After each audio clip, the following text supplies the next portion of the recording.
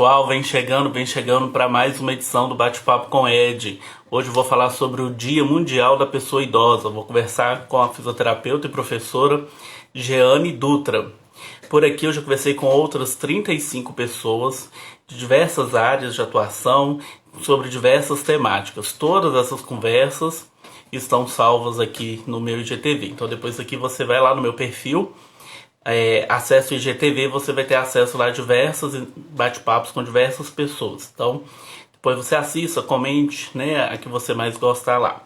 Você que está assistindo pela primeira vez, né, esse bate-papo com Ed, a proposta aqui é fazer um bate-papo plural, respeitoso, de forma pública, com pessoas que eu gosto. É também uma oportunidade da gente conhecer as trajetórias das pessoas, né, saber um pouco dos seus projetos, o que essas pessoas andam fazendo, também no contexto da pandemia. E eu também, né, quero pedir para você que está assistindo esse bate-papo já gravado e disponível no meu perfil, que ao assistir deixe aí os seus comentários, dê o seu coraçãozinho, que isso é muito bom para a gente também. Como eu disse, né, hoje eu vou conversar sobre o Dia Mundial da Pessoa Idosa. O Dia Mundial da Pessoa Idosa, né, na verdade o Dia Nacional e o Dia Mundial da Pessoa Idosa. E para isso eu chamei uma pessoa que é referência na área, que é a professora e fisioterapeuta Jeane Dutra. Vou convidar a Jeane Dutra para começar aqui o nosso bate-papo com ela.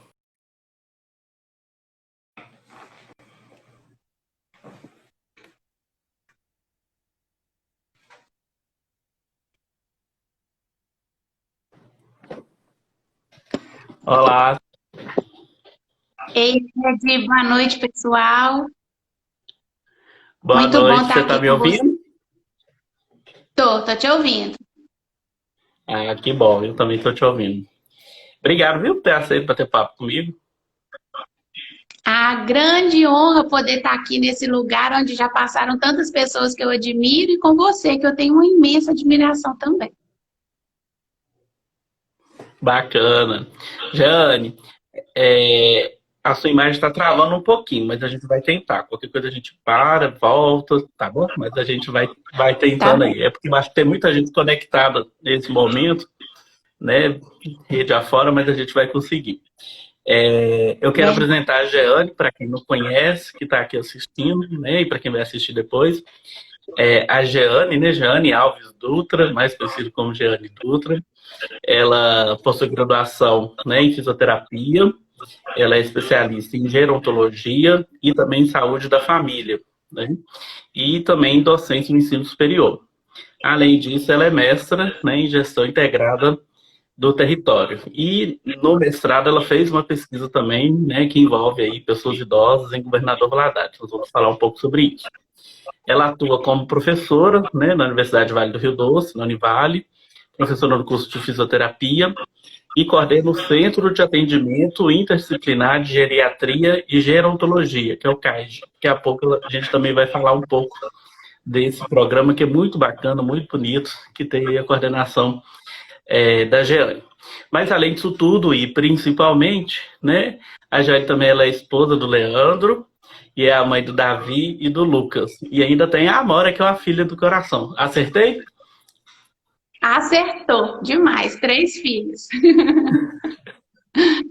Muito bacana. Obrigado, viu, Jane, por ter aceito bater papo comigo. Eu estou muito feliz. Você é uma pessoa que eu gosto muito e que é um dos prazeres que eu tenho aí da minha vida profissional é poder conviver com você. Ah, muito obrigada, é muito recíproco. Bacana. Vamos começar então? Bora lá. Então, bora lá. A gente sempre começa falando sobre, né, o contexto que a gente está vivendo da pandemia. Nós já temos em Valadares mais de 7.500 casos, mais de 260 pessoas que infelizmente, né, faleceram por causa da pandemia. E eu queria que você falasse um pouco como você tem vivido esse momento, né, e como que você avalia aí, né, as recomendações, enfim. Então, Ed, eu passei por várias fases, né, desde o início dessa pandemia. Eu acho que todo mundo, né, aquele primeiro impacto, que todo mundo estava com medo daquilo que não estava, né, sabendo o que estava por vir. Depois veio aquela fase de adaptação, a gente foi, né, tentando aí se adaptar.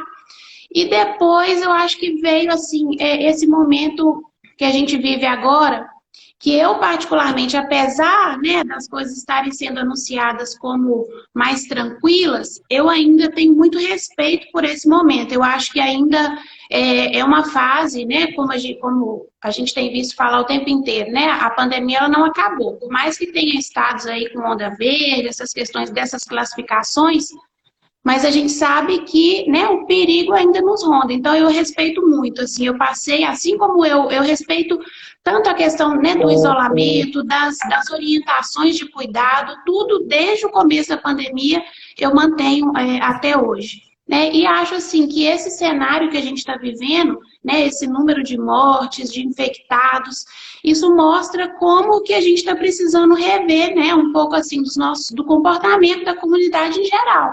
Né? Por que está tendo tanta gente assim infectada, né? Será que está todo mundo tomando os cuidados que precisam, né? E mesmo assim está sendo infectado? Ou será que a gente precisa se preocupar mais com essa questão, né? Então, é mais ou menos por aí. Entendi. E o que você tem feito para se distrair? Quando você tem o tempo, né, além de trabalhar muito, o que você tem feito para se distrair? Então, acaba que não sobra muito tempo para distração, porque eu acho que, né, primeiro com 2 filhos estudando, cada um em um turno do dia, né, de forma online. E por mais que exista uma adaptação também nesse processo, querendo ou não, ainda demanda algum suporte, né? E as demandas do trabalho, né, agora eu acho que elas aumentaram muito, né? E assim, eu falo que graças a Deus que eu amo o que eu faço, porque é, é uma coisa que exige dedicação, né? Então, assim, eu confesso para você que não tem sobrado muito tempo para distração, mas eu amo ver filme e amo ouvir música, estar com os meus filhos, que foi uma parte muito boa que a pandemia trouxe para mim, foi poder estar mais perto dos meus filhos. Porque antes as pessoas brincavam, né? Daqui a pouco você vai levar sua cama para a Univale, né? Porque eu passava a maior parte do tempo lá, ainda mais o tempo do mestrado. Mas agora poder estar com eles assim, né, todo dia dentro de casa nesse tempo, por mais que às vezes, né, seja tumultuado, a gente esteja em reunião online, tem as demandas para fazer, mas assim, foi uma bênção muito grande assim, nesse momento. Bacana, Jeane. E o que você não aguenta mais? Já deu. Nossa, olha, assim, claro que a gente não aguenta mais de saudade dos amigos, né? Vontade de bater papo pessoalmente, mas assim, uma coisa mais leve que eu não aguento é limpar, esterilizar tudo que chega do supermercado na hora que a gente faz compra. Nossa, isso eu falo que assim, me desanima, sabe? Mas com certeza a falta dos amigos é assim, é uma coisa que é difícil da gente aguentar, né? Porque eu sou muito de convívio, eu adoro conviver com todo mundo, então isso eu sinto muito falta. Bacana. Jeane, vamos agora falar um pouco sobre a sua formação, né? Sua trajetória acadêmica, para as pessoas poderem saber um pouco. Você se formou em fisioterapia em 2003, né? Por que que, à época, você escolheu esse curso para se graduar? Então, eu acho que a fisioterapia que me escolheu, porque assim, não tinha muito. Quando eu terminei, na época, né, terceiro ano científico, eu não sabia muito bem, eu sabia que eu tinha facilidade de lidar com pessoas, né, e a área da saúde era uma área que me atraía. Então, assim, minha irmã era dentista, pensei na odontologia, minha família, né, sempre aquela questão, você não quer fazer medicina, e acabou que quando eu vi a fisioterapia, eu falei assim, eu acho que eu vou tentar esse curso. Né? E aí foi, e realmente eu falo que eu sou muito grata, que as coisas não acontecem por acaso, né? E eu sou muito feliz com a escolha que eu fiz. Bacana. Depois disso, você se especializou, como eu falei há pouco, em gerontologia, fez também especialização, né, sobre saúde da família, enfim.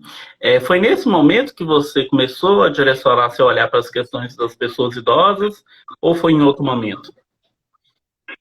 Ed, desde o primeiro momento que eu tive a disciplina de gerontologia na faculdade, na graduação, ali eu já sabia que era a minha área que eu ia me dedicar. E assim, eu nunca tive a menor dúvida. Tanto é que eu colei na minha professora, sabe, na época de fisioterapia e geriatria, eu ia com ela para todos os eventos científicos que ela ia.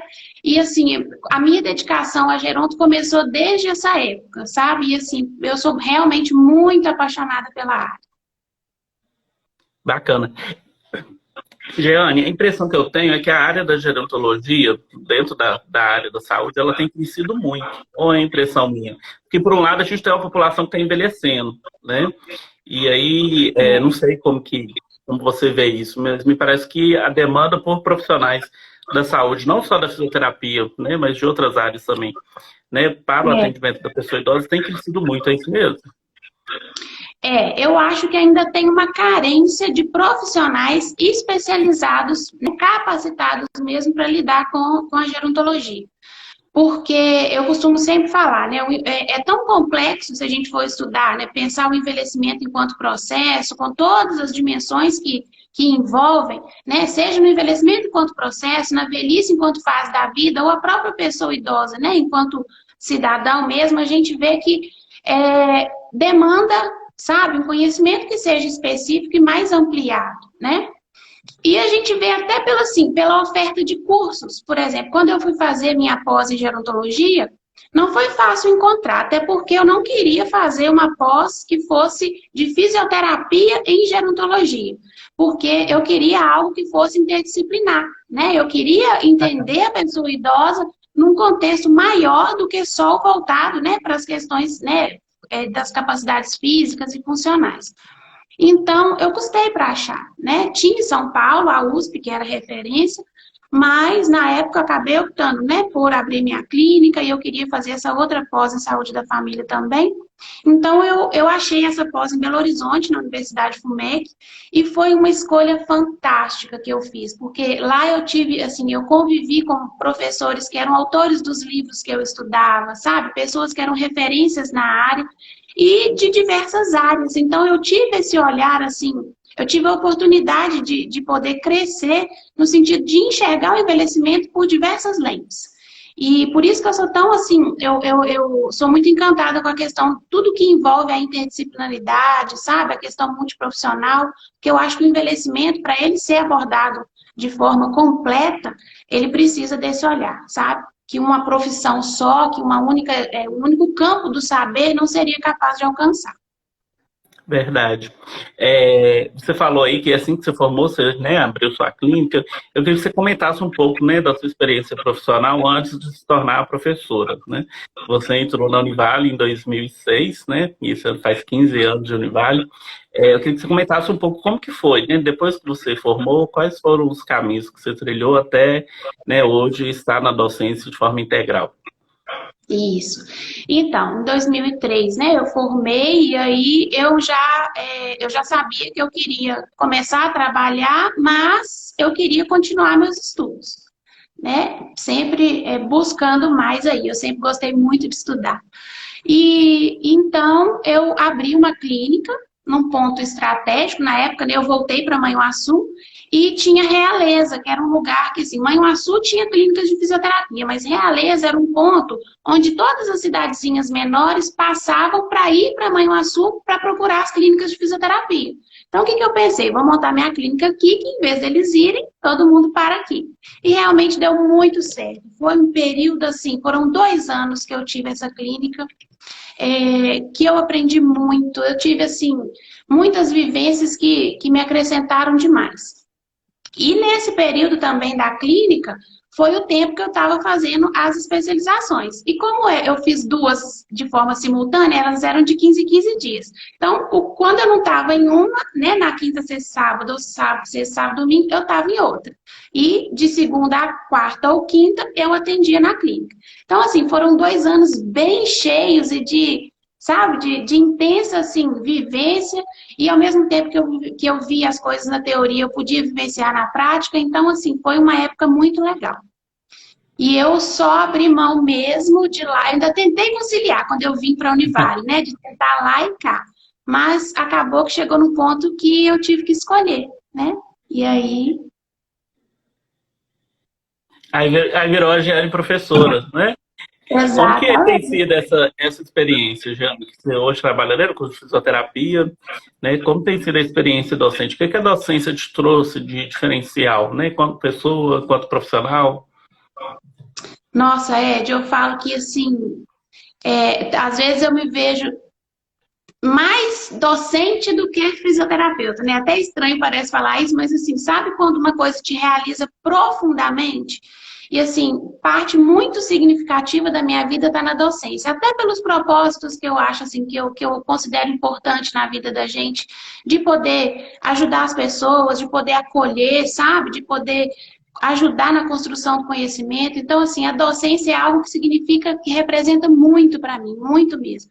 E eu sou muito grata a Deus por poder trabalhar com algo que eu tenho tanta paixão em fazer, né? Então, quando eu vou para o trabalho, eu não vou como se eu tivesse, né, indo trabalhar. Eu vou para uma coisa que eu tenho realmente muito prazer e responsabilidade em fazer, né? Nesse tempo de pandemia que a gente ficou fora, e logo em seguida a gente, né, eu precisei ir na Univale. Gente, quando eu cheguei perto daquele portão, assim, que eu entrei, foi uma coisa, uma sensação indescritível. Eu desabei a chorar no carro, porque aí nessas horas você vê, gente, como que algo, né, que aquilo ali representa tanto pra gente, né? Então, é uma vida, né? Como você falou, são 15 anos construídos ali dentro, e eu tenho muito orgulho de fazer parte, sabe? De estar ali, de poder trabalhar com ensino, com pesquisa, com a extensão que eu amo. Então, eu sou muito realizada em termos de trabalho ali. Bacana. E uma dessas experiências na extensão é o CAIS, né? Que você falasse um pouco como que surgiu a ideia, né? O que que é, quais são os atendimentos que são feitos, como que as pessoas que querem, né, ou que precisem desse atendimento, né, o que elas precisam fazer para ter acesso, enfim, apresenta a proposta, né, para que a gente possa conhecer. O CAIG, eu costumo dizer que é a menina dos meus olhos, né? Porque foi um projeto muito sonhado, né? Foi algo, na verdade, parecido com o que eu ia montar após a minha pós-graduação em gerontologia. E aí, um dia eu coloquei isso no papel, lembro direitinho, mostrei para Adriana Coelho, ela adorou a ideia e falou, né, vamos levar a proposta adiante. E assim, a gente foi construindo e o CAI foi se consolidando, né? E graças a Deus, assim, ele é um espaço voltado para a promoção de saúde, para a qualidade de vida, né, para abordar as questões, abordar a pessoa idosa dentro de todos os contextos que o envelhecimento precisa, né, quando a gente fala em qualidade de vida e em promoção de saúde. Então, ali o idoso, né, a pessoa idosa que chega, ela vai ter assistência multiprofissional, né, a gente tem vários cursos que atuam no CAIS, e tem, né, a fisioterapia, a hidroginástica, a hortoterapêutica, né, o curso de enfermagem com atenção à saúde, o curso de estética, que foi assim uma experiência muito legal também, né, que teve no CAIG, a nutrição, né, a educação física com a hidroginástica. Então, assim, tem muitas propostas que eu acho que fizeram com que os idosos, né, constituíssem dali um espaço mesmo de identidade deles e que fosse se consolidando.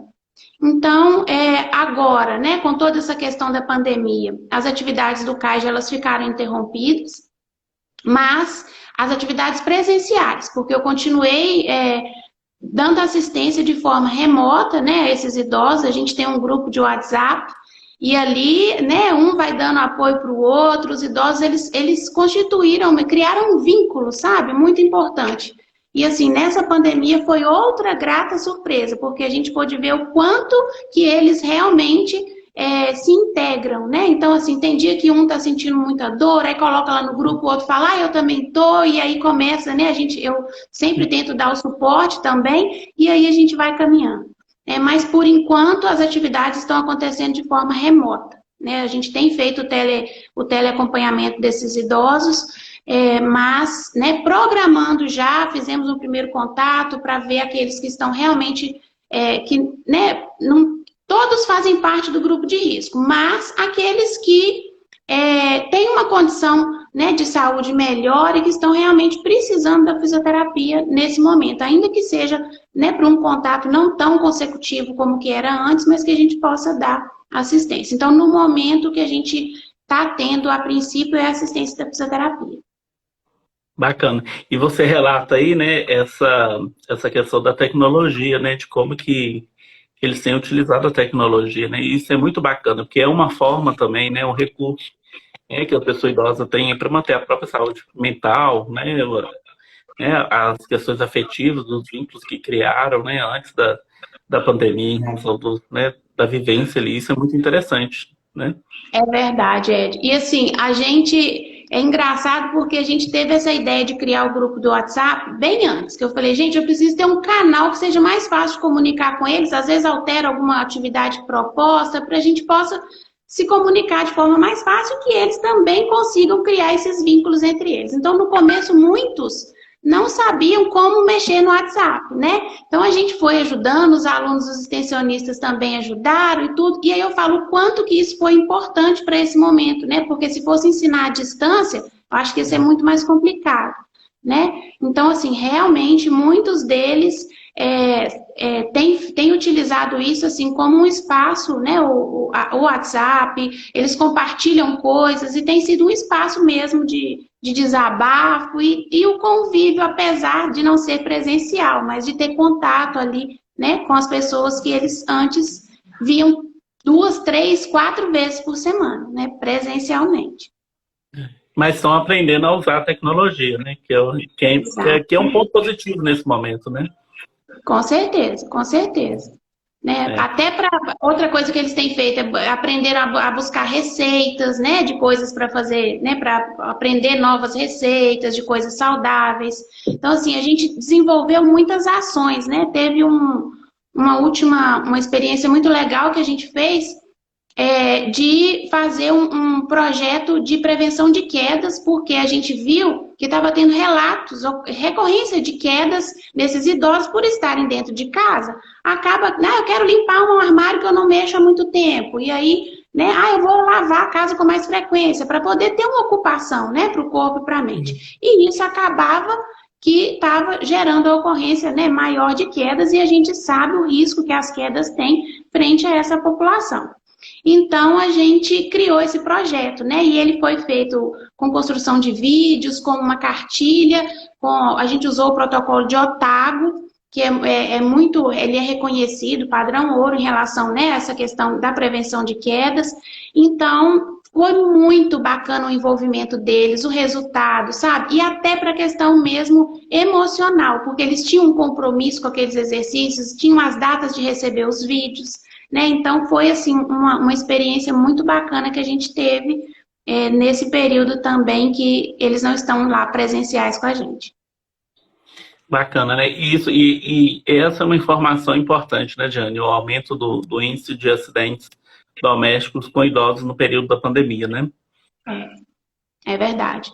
Né? Justamente por isso, porque quem fica parado, né, os idosos do CAIS, como eles tinham atividades variadas durante quase que toda a semana, então já tinha uma rotina. Quando cortou isso de uma vez, né, todo mundo ficou meio perdido. E tem muitos que moram sozinhos, né? Então, assim, o que eu vou fazer para ocupar meu tempo? E aí nisso vem, né, as atividades que geralmente não são corriqueiras, né, de lavar muito a casa, de limpar coisas no alto, né? Então, as quedas começaram a aparecer. Jane, você fez a sua pesquisa de mestrado, né, e concluiu o mestrado recentemente, e você pesquisou sobre a questão da pessoa idosa em Governador Valadares, né? Assim, de forma bem geral, que eu estou falando. Queria que você apontasse para a gente, falasse um pouco da sua pesquisa, qual era o objetivo, né, o que você encontrou na pesquisa, quais são as considerações aí que a pesquisa traz, né, de relevância para a temática na nossa cidade. Isso. A pesquisa ela tinha o objetivo de tentar identificar como é que se dava a compreensão, né, das pessoas idosas, e aí no caso a gente trabalhou com os idosos do CAIS, sobre a questão da acessibilidade aos espaços e equipamentos urbanos e também em relação aos direitos, né, da pessoa idosa.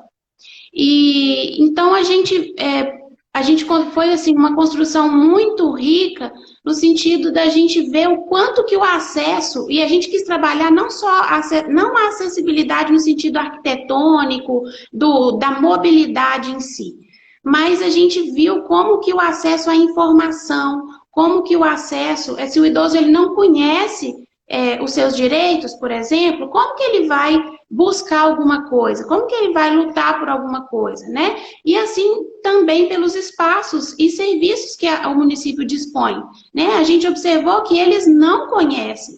E aí adianta eu ter uma boa condição física ou eu ter uma boa adaptação em termos de mobilidade para ir até os espaços, mas se eu não sei que eles existem, né? Então a gente viu que o quanto é importante essa questão, né, do conhecimento e do acesso à informação para que esses idosos, né, tenham aí realmente o seu espaço enquanto cidadão de direito, né, que eles usufruam daquilo que está sendo oferecido para eles no município onde eles estão inseridos, né? E é muito interessante porque a partir do momento que a gente começava a questioná-los, né, a gente via assim que muitos nem nunca passaram perto do Estatuto do Idoso, não conheciam realmente, nunca tinham nem pegado. E assim, depois poder voltar, né, que eu acredito muito assim na importância da resposta social que a pesquisa ela tem, né, que ela pode dar. E a gente propôs um encontro e, assim, a adesão desse encontro para essa informação sobre os direitos e tudo foi muito grande, porque eles viram que realmente era algo que eles deveriam conhecer, que era importante para eles, mas que eles não sabiam realmente da existência. Então, a gente teve a oportunidade, né, já de levar isso, já a partir do que a gente identificou, né, na pesquisa, de dar de poder contribuir, né, para o conhecimento nesse sentido. E em relação aos equipamentos sociais, a gente tinha feito uma pesquisa anterior, fazendo um levantamento na cidade sobre os equipamentos e serviços que a gente tem aqui em Governador Valadares, né? Para que até então a gente pudesse ter uma noção. Será que, né, eles existem e os idosos não conhecem ou eles não existem? E assim, a gente vê que existem, né, tanto os formais quanto informais, mas muitas vezes eles são, ainda carecem de uma melhor concepção no sentido assim, de orientar as pessoas que procuram e de uma maior divulgação, né? Então, e nenhum deles também tem a assistência multiprofissional, interdisciplinar que o idoso carece, né? Que o processo do envelhecimento como um todo carece. Então, a gente viu nesse momento, né, a importância do CAIGE e a importância de estar também divulgando aí para a população, né, esses equipamentos, esses serviços que são disponíveis a eles, né? Então, essa é uma etapa que a gente tem, a gente construiu um manual, né, e tem até o mapa com os pontos da cidade onde esses locais estão distribuídos, né? Então, a próxima etapa é disponibilizar aí para a população, né, o conhecimento em relação a isso, né, a esse serviço, a esse apoio que eles podem recorrer dentro do município. É interessante, né, o seu trabalho, porque ele vai apontar aí, ele registrou, né, esses serviços e ele é informativo nesse sentido também, né. Diante, você fala uma questão aí que é muito interessante e que eu tenho feito também, né, minha pesquisa no doutorado também envolve a questão do envelhecimento, mas eu tenho visto uma questão do envelhecimento enquanto processo, né, porque durante muito tempo se pensou em envelhecimento ao chegar aos 60 anos e pronto, ali você já é idoso. É como se fosse uma questão meramente biológica, e a gente vê que tem outros aspectos, né, aspectos psicológicos, sociais, físicos, né, evidente, mas outros aspectos que também pesam.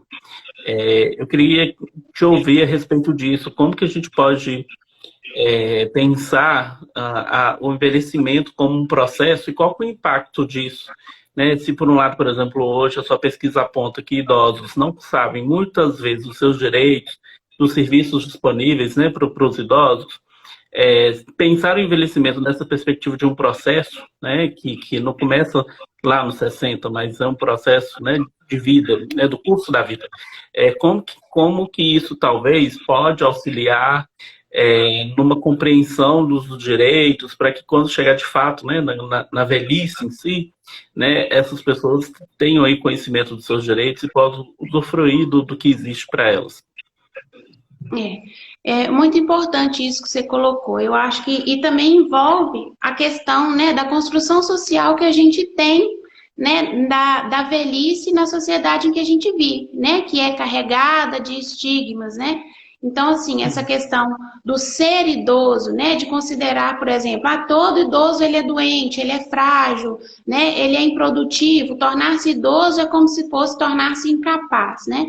Quando, na verdade, a primeira coisa que a gente deve pensar é que existem múltiplas velhices, né? É uma questão de processo e cada processo vai acontecer de uma forma, né? Então, assim, eu com 60 anos vou estar de um jeito, você com 60 anos vai estar de outro, com 70, 80. Então, assim, não dá para generalizar, né? Pessoa idosa e pensar num estereótipo, né? Aquilo vai ser tudo assim. E, infelizmente, a sociedade encara dessa forma. Muitas vezes não considera uma característica muito importante do envelhecimento, que é a heterogeneidade, né? Que é justamente isso, de cada um envelhecer de uma forma, da existência, né, de múltiplas velhices.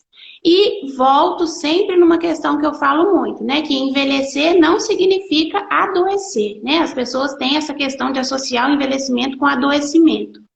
E, na verdade, eu acho que tudo mostra, né, como que a nossa cultura ela precisa repensar a questão, né, da identidade, dos papéis sociais aí das pessoas idosas, para que a gente consiga mudar um pouco essa questão, não só de ver, né, de conseguir enxergar isso como um processo construído, uma coisa heterogênea, múltipla, que tem influência de vários fatores, muito além dos biológicos, né? E que a gente possa, então, olhar, né, para esse processo através dessas novas lentes, que eu acho que é essencial. Jeane, nessa pandemia, né, a gente teve aí logo no início, né, hoje isso ainda existe, essa preocupação, mas a discussão dos grupos de riscos, né, pessoas idosas, pessoas com outras, né, questões de saúde, né, que poderiam ao serem contaminadas, né, o risco de morte seria maior. Tem algumas discussões no campo social, não no campo da saúde, né? Da preocupação com a qualificação da pessoa idosa como risco, né? Como um grupo de risco, no sentido de que, por um lado, isso serve para resguardar em aspectos biológicos, né? Porque em razão do próprio envelhecimento, né? Uma questão biológica do corpo em si, de fato, ela fica mais propensa, né? Ao efeito da pandemia. Mas, por outro lado, há uma discussão de que, ao reforçar a figura do idoso como um grupo de risco, você acaba reforçando alguns estereótipos, né? E aí essa discussão de grupos de risco, que é muito comum em momentos diferentes da história, né? Em outras pandemias de outras formas, né? A discussão dos grupos de risco foram questionados, né? Óbvio que eram outros contextos, por exemplo, no auge, no boom da AIDS, né? Tinha os grupos de risco e como que isso trouxe estereótipos para aqueles grupos, né? E aí, se a gente fizer um paralelo hoje com uma pandemia que atinge, né, toda a população também, reforçar isso, né, como idosos, grupos de risco e logo um grupo, né, que vai carregar alguns estereótipos, né? Infelizmente, eu ouvi muitas pessoas falando, mas, né, infelizmente, eu vou ter que trabalhar, né, e é idoso mesmo, está no fim da vida, enfim. A gente ouviu alguns discursos desses que acabam desqualificando o valor da vida da pessoa idosa. Eu queria te ouvir a respeito disso, em que medida colocar os idosos no grupo de risco num contexto desse é positivo, mas também até onde está aí né, esse limite para que a gente acabe não reforçando, né, alguns estereótipos e algumas práticas que, infelizmente, né, são práticas que a gente não espera da sociedade, mas existe. Muito importante essa questão que você colocou. Eu acho que a pandemia reforçou um ponto negativo que existia no envelhecimento, que é a questão desse isolamento social, que isso que na verdade a gente vive por conta de doença, dessa doença, que é a Covid, se a gente for parar para analisar, né, a gente não está saindo de casa porque a gente tem uma doença que nos limita, né? Mas geralmente o dia a dia de grande parte dos idosos é esse, de não sair de casa porque não tem, né? O que eu vou fazer? Né? Para onde que eu vou? Né? Qual que é a relação que eu tenho com o espaço onde eu vivo? Né? Que tipo de vivências eu tenho? Então, eu acho que isso reforçou muito essa questão, que já era uma dificuldade, assim, de certa forma, que vinha sendo discutida sobre como diminuir, e isso aumentou ainda mais, né? Tirou o pouco que muitos tinham, né? Que era a questão da convivência, né? Das atividades que faziam. E eu acho que reforça essa questão, quando coloca assim, todo idoso é grupo de risco. Mas espera aí, todo idoso é grupo de risco? Né? Durante essa avaliação que a gente fez do telemonitoramento essa semana passada, a gente pôde identificar muito bem isso. Que a gente tem idosos com uma saúde tão bacana, né, que estavam no CAIGE não por buscando, tipo assim, melhora de doenças, mas porque queriam mesmo ter qualidade de vida. E a gente vê que, assim, às vezes pode ter uma hipertensão? Pode, mas está muito bem controlado, né? E não tem mais nenhum outro comprometimento de saúde grave que coloque ele, né? É um idoso ativo, que tem uma condição de saúde boa, né? É independente. Então, assim, será que justifica essa exclusão? Porque eu acho que, sim, ficou tão forte essa questão do idoso como grupo de risco, e colocou ele lá e não deu suporte nenhum, sabe? Então, eu penso assim, que existe uma falha, né? Ainda, tudo bem que tudo nessa pandemia é novo, né? Tudo é desafio para todo mundo, mas eu acho que a gente tem que parar para pensar, né? Em ver o que esse pós-pandemia vai causar, né? Para esses idosos que estão aí isolados dentro de casa, seja, né? Em questões aí físicas mesmo, né? Pelas questões daqueles que eram ativos se tornaram inativos de uma hora para outra, e daqueles que já não tinham uma atividade, isso reduziu ainda mais, né? Então, o medo, aqueles que tinham alguma doença crônica, simplesmente pararam de controlar essas doenças, porque não vão mais ao médico, né? Então, qual que vai ser o efeito disso a longo prazo? Né? São coisas que a gente fica muito preocupado, né? Não só da questão física funcional, mas também da questão emocional, né? Esses dias atrás eu estava vendo a questão do índice de depressão e também da questão do suicídio, né, em idosos. E, inclusive, nessa reportagem que eu estava vendo, ainda estava questionando que aumentou muito o número de atropelamento de idosos. E aí perguntava-se, né, será que esses idosos estão mesmo sendo atropelados por descuido ou pode estar associada essa questão do suicídio, né?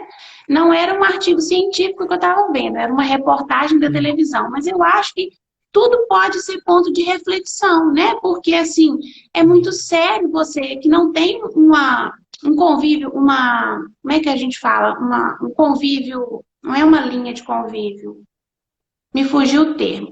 Mas se você não tem, né, pessoas que são próximas, se você não tem bom manejo com a questão da rede social para você se manter, né, comunicando com alguém, simplesmente você ficar lá isolado na sua casa, com todo mundo falando que se você sair, você vai morrer porque você é o principal grupo de risco, né? Então, assim, muitas vezes cheio de dores, né? Aqueles que têm as doenças crônicas, às vezes os que não têm, a gente tem relato de idosos que não tinham nenhuma dificuldade, nenhuma queixa de dor e que hoje eles já começam a ter, né? Em função dessa imobilidade, em função da falta de cuidado com a saúde, que infelizmente eles, né, foram submetidos para essa questão isso mesmo, Edmar, era rede de apoio que eu queria falar.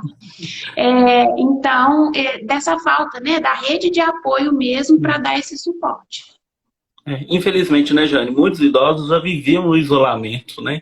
Ele só reforçou porque eu acho que acabou rompendo ainda mais os poucos vínculos que tinham, sei lá, né, o domingo para ir na missa, no culto, né, a possibilidade de ficar na porta de casa e talvez conversar com a vizinha, né, enfim, isso é óbvio que em casos de idosos que vivenciam, né, tem mais dificuldades, né, necessitam de um cuidado maior, né?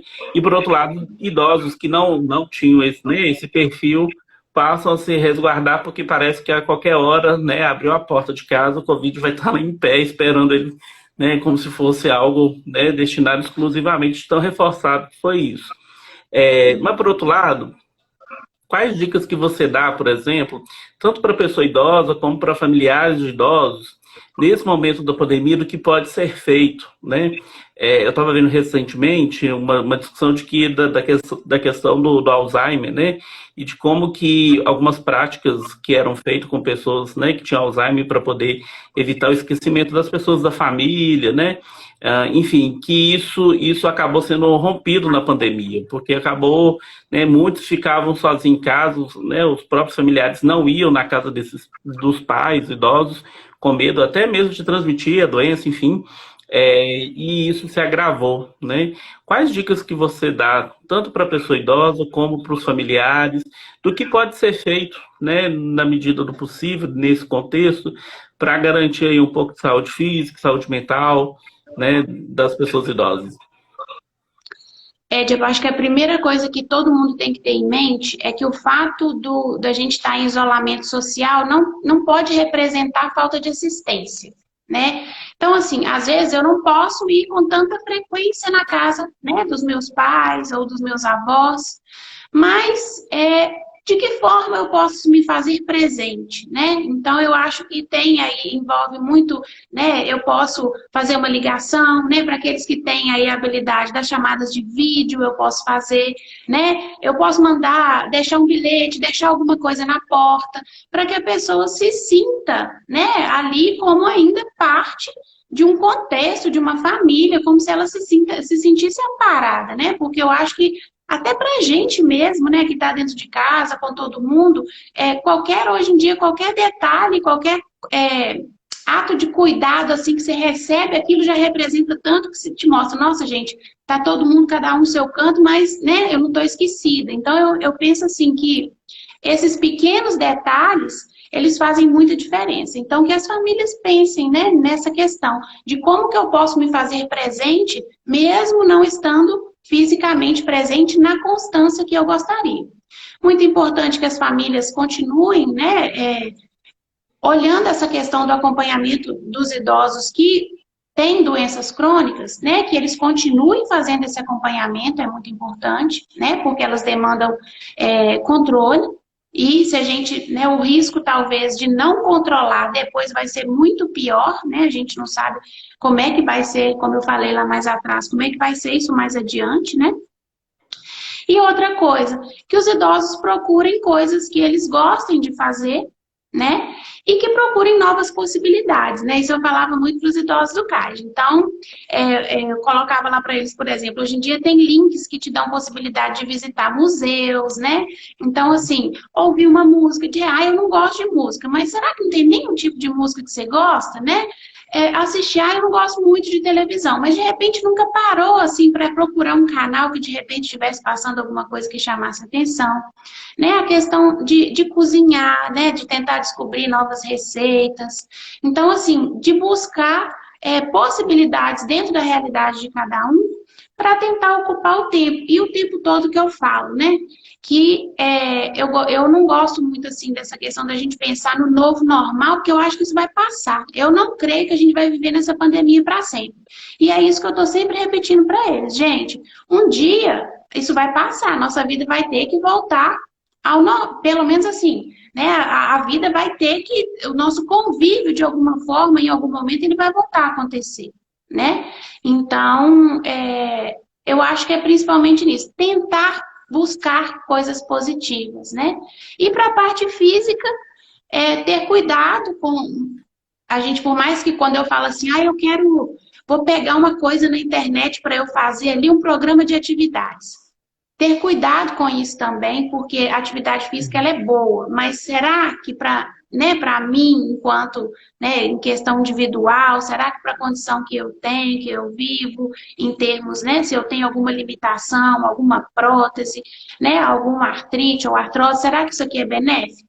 Né? Então, procurar antes, né, aí, saber, né, se aquilo ali vai te prejudicar ou não, mas acima de tudo, né, tentar manter-se ativo, tendo cuidado com os riscos de quedas, né? Mas tentar dentro de casa manter-se ativo, né? Fazendo aí de repente aquilo que você já vivenciou em outro momento de atividade, né? Então que sabe que não tem risco e procurar ajuda dentro, né, do que for possível aí em termos de suporte. É. Palavras Jane, cruzadas, muita coisa. você falou que você não acredita, né, no novo normal, que a vida vai voltar ao que era antes, né? Mas pensando nas experiências, né, e na possibilidade da gente aprender com tudo aquilo que a gente vive, né? Essa geração toda que está viva não passou pela última grande pandemia, né, que foi, né, há 100 anos. Então é uma experiência nova para a gente, né, para quase 100% da população. Como que você pensa, né, daquilo que a gente está vivendo hoje, das experiências que a gente teve, você acredita que isso vai fazer a gente pensar, né, o processo de envelhecimento de alguma forma diferente, positiva? O que que a gente aprende? O que que a gente pode aprender? Se não em coletivo, né, mas de forma individual, o que que a gente pode levar dessa pandemia nessa relação com as pessoas idosas, da forma de olhar, da forma de conviver, enfim. Eu acho assim, essa pandemia ela trouxe muitos aprendizados para a gente, né? Eu acho que assim, se a gente parar por um instante, né, e se questionar quanto ao que eu vivi, o que eu aprendi, né, a dar valor às pequenas coisas, né, nossa, ao fato de você poder encontrar, conversar, abraçar as pessoas. Hoje, você encontrar com a sua família e não poder dar um abraço, por exemplo, na sua mãe, seu pai, que você não vê há muito tempo, isso é muito estranho, né? Então, eu acho assim, esses pequenos valores, eu acho que isso vai mudar para muita gente, né? E assim, em relação à pessoa idosa, eu acho que, eu não sei se vocês têm acompanhado, mas tem acontecido de forma até recorrente idosos que têm se recuperado do Covid, saindo dos hospitais e sempre com os profissionais comemorando e tudo. Então, ali a gente vê que isso demonstra bem essa questão que a gente estava falando até agora. Que nem todo idoso, né, tem essa característica de fragilidade, né, de ser aí doente, que não tem capacidade de se adaptar ou de se recuperar, né? Então, assim, a gente tem visto jovens que estão morrendo e idosos que estão se recuperando, né? Então, acho que isso é uma coisa para a gente parar para pensar, né? A gente tem muitos idosos se reinventando, né, conseguindo se adaptar bem, tem outros que nem tanto, né? A gente vê aí a necessidade do cuidado, principalmente em relação à saúde mental, mas eu acho que fica muito assim essa questão do cuidado sem aumentar a exclusão, né? Então, assim, cuidar, mas ao mesmo tempo que eu acabei de falar, se manter presente mesmo, não estando ali fisicamente, né? Então, eu acho que, né? E assim, e eu acho que fica também a questão de saber que, de ser um processo, né? Quando eu cuido muito bem da minha saúde, para que eu possa envelhecer bem, em momentos como esse, por exemplo, né? A gente vê o quanto que esse cuidado ao longo da vida ele faz diferença, né? Quando a gente se vê diante de uma situação de risco. Então, eu acho que é cuidar aí, não para negar a questão do envelhecimento, mas encarar como uma coisa positiva e que pode ser muito boa, né? Quando a gente constrói isso de forma boa, de forma, né, encarando como algo, uma etapa da vida que pode ser vivida de uma forma muito legal. Bacana, e isso tem a ver com a próxima pergunta que eu ia te fazer, que é justamente essa: como envelhecer bem, né? Hoje é o Dia Mundial Nacional da Pessoa Idosa, né? Mas a única certeza que todo mundo tem é que um dia vai envelhecer e que se não morrer antes vai ficar idoso. Então, como, né, envelhecer bem, independentemente desse contexto de hoje, né, mas como envelhecer bem? O que você sugere para que as pessoas possam fazer para ter essa perspectiva de, né, a longo prazo? Uhum.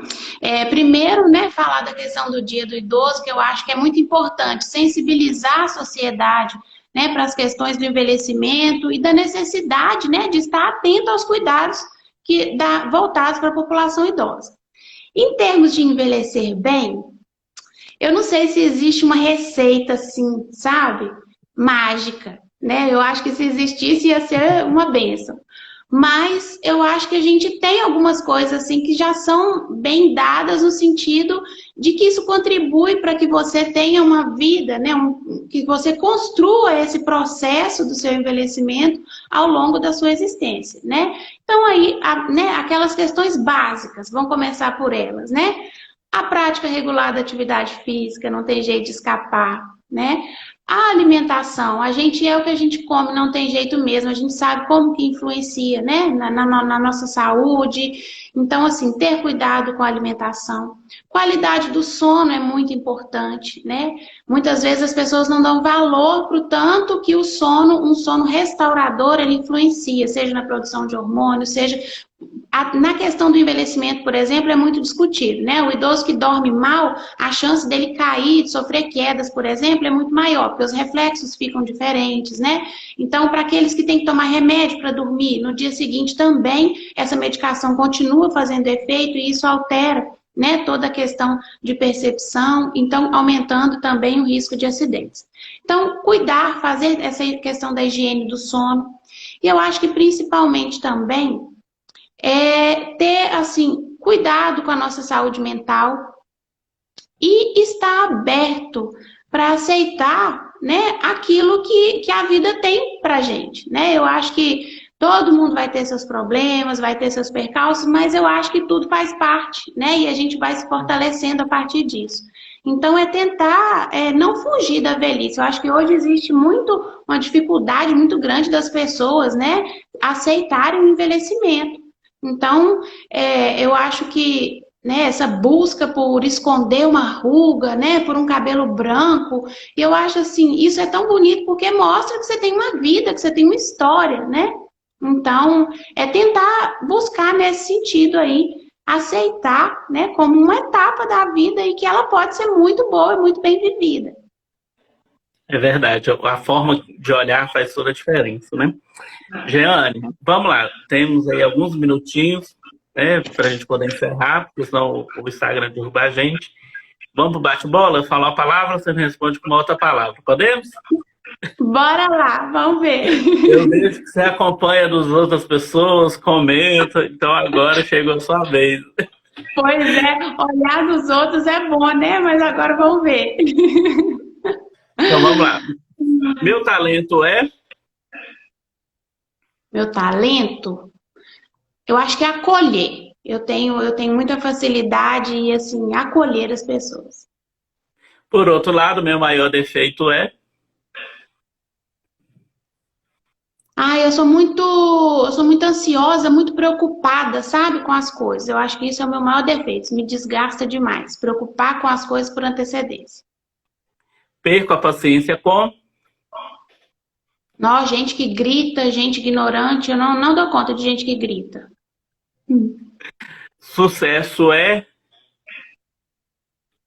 Sucesso, eu acho que tem a ver com reconhecimento, mas acima de tudo tem a ver com as prioridades que você estabelece, com as metas que você estabelece para a sua vida. Um medo? O medo, de perder as pessoas que eu amo. Brasil? Difícil falar em uma palavra ou em uma frase, né? Mas puxando a sardinha para o meu lado, vejo o Brasil como um país que já está de cabelos brancos, né? E que precisa pensar mais em ser amigo da pessoa idosa. Bacana. Um arrependimento? Não ter tirado mais fotos, registrado mais momentos com meu pai antes de morrer, com certeza. Estilo? Casual.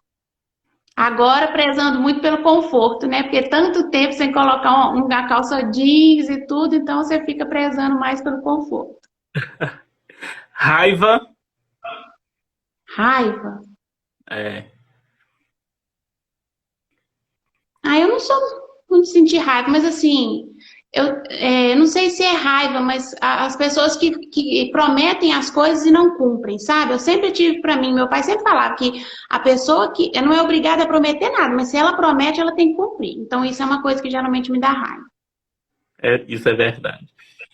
Sonho? Nossa, são muitos, eu tenho muitos sonhos. Mas eu acho que um sonho, assim, bem, bem verdadeiro, meu, atual, é que essa pandemia acabe logo. Até porque para os meus outros sonhos se realizarem, esse tem que acontecer, né? pra gente ser feliz com a nossa vida aí de É novo. verdade. Eu gostaria de ser por um dia quem? Pode ser do nosso tempo ou do passado. Eu acho que eu gostaria de ser uma idosa de 100 anos, lúcida, mas uma idosa de 100 anos. Eu acho que tem coisa que só o tempo ensina pra gente. E aí eu ia voltar para a minha idade de hoje com a sabedoria, tipo assim, que eu vi, que eu já vi, tipo assim, dela com 100 anos. Isso é verdade, né, Jane? Como que às vezes a gente não dá valor quando a gente é muito novo. Quando a gente senta do lado de um idoso, ele começa a falar as coisas da vida, fazendo nada. E a gente acha assim, nossa, que conversa chata, isso aí. E às vezes não dá conta, né? Aí o tempo passa e aí você vai vendo como que aquilo era importante, né? É, Verdade. verdade. Pra gente encerrar, Jeane por Jeane. Ai, essa eu acho que é a mais difícil, mas é, eu acho que eu sou alguém assim, cheia de paixões, sabe? Eu sou apaixonada pela docência, eu sou apaixonada pela gerontologia, eu sou apaixonada, né, pelas pessoas, pelos meus amigos, pelos meus filhos, pela minha família em si. Sou alguém responsável, comprometida com tudo que eu faço. E, acima de tudo, eu acho que eu sou alguém muito grata a Deus por tudo que Ele tem feito em minha vida. Eu acho que essa sou bem eu, assim. Muito bacana mesmo. Jeane, muito obrigado por ter aceito bater papo comigo. Eu adorei a gente conversar hoje, né? Essa data que é uma data especial, né? E é também um reconhecimento aí tudo que você faz, né? E faz com amor, né? Para esse público, né? E também para despertar jovens, estudantes, né? Boa parte são jovens, para que tenham esse olhar, né? Eu acho que a grande contribuição também é essa, né? Você plantar aí a sementinha da gerontologia em outras pessoas para que elas se preocupem com isso. E isso é muito bacana. Obrigado, viu, por ter aceitado bater papo comigo hoje. Eu adorei. Ah, eu que adorei. Foi um prazer enorme. O tempo passou, eu nem vi. E assim, uma delícia estar aqui conversando com você, falando um pouquinho e matando um pouquinho da saudade, né? Que tinha um tempão que a gente não conversava.